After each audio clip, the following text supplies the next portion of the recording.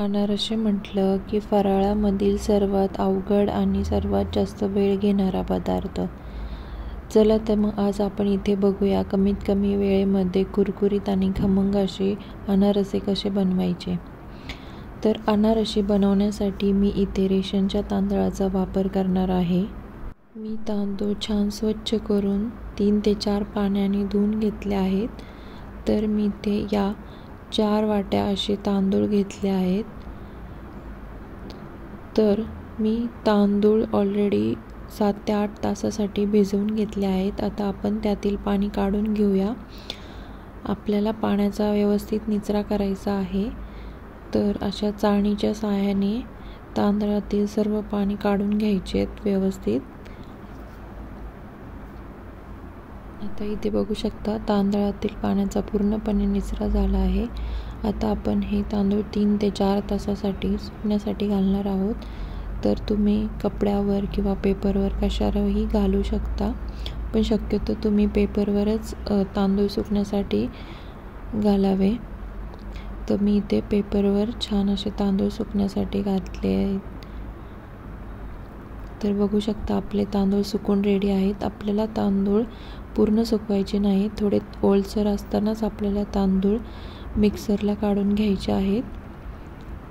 अशा पद्धतीने आपण तांदूळ मिक्सरला काढून घेणार आहोत. तांदूळ आपल्याला ओलसर असतानाच वाटून घ्यायचे आहे, जेणेकरून आपल्याला छान अशी पिठी मिळते. मिक्सरला काढून झाल्यानंतर आपल्याला हे एका थोड्या जाडसर चाळणीच्या सहाय्याने व्यवस्थित चाळून घ्यायचे आहे.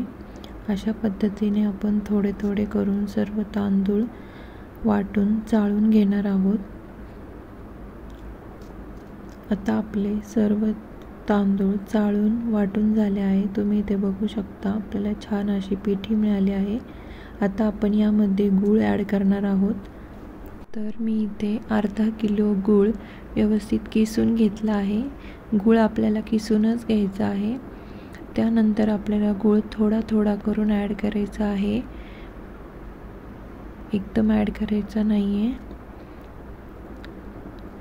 गूळ ॲड झाल्यानंतर तो व्यवस्थित मिक्स करून घ्यायचा आहे व आपल्याला पिठाचा व्यवस्थित गोळा बनवून घ्यायचा आहे. अशा पद्धतीने दोन्ही हाताच्या सहाय्याने आपल्याला व्यवस्थित गूळ मिक्स करायचा आहे. गुळाला हळूहळू पाणी सुटते, त्यामुळे गूळ थोडं करून मिक्स करायचा. अशा पद्धतीने गोळा बनून तयार होतो. तर आपला गोळा तयार आहे. आता आपल्याला हे पीठ मिनिमम 6 तासासाठी एका डब्यात स्टोअर करून ठेवायचे आहे, जेणेकरून आपले पीठ छान असे भिजेल. तुम्ही ते बघू शकता. अनारशासाठी आपले पीठ बनून रेडी आहे. आता आपल्याला अनारसे बनवायचे आहेत. अनारसे बनवण्यासाठी आपल्याला हवे तेवढेच पीठ घ्यायचे आहे. त्यानंतर आपण खसखस वापरून अनारसे बनवून घेणार आहोत. तर अशा पद्धतीने आपल्याला खसखस घ्यायची आहे व त्यानंतर आपल्याला हवे त्या आकाराचा गोळा घ्यायचा आहे, लहान मोठा तुम्हाला जसा हवा असेल तसा. छान असा गोल गोळा करून घ्यायचा आहे. आता आपण अनारसा थापून घेऊया. अनारसा थापताना आपल्याला हलक्या हाताने गोल गोल करून असा अनारसा थापायचा आहे. तुम्ही ते बघू शकता मी कशी बनवते आहे ते. आपल्याला अनारसा जास्त जाडही नाही थापायचा आणि जास्त पातळही नाही थापायचा. आता आपला अनारसा थापून रेडी आहे. आपण तळून घेऊया. तर आपले तेल तापले आहे. आपण अनारसा तळून घेऊया. अनारसा तळताना आपल्याला खसखशीची बाजू नेहमी वरच्या साईडने ठेवायची आहे व अनारसा एकाच बाजूने तळायचा आहे. वरच्या साईडने आपल्याला अशा पद्धतीने हळूहळू तेल ॲड करायचे आहे. तुम्ही इथे बघू शकता मी कशा प्रकारे तेल ॲड करत आहे.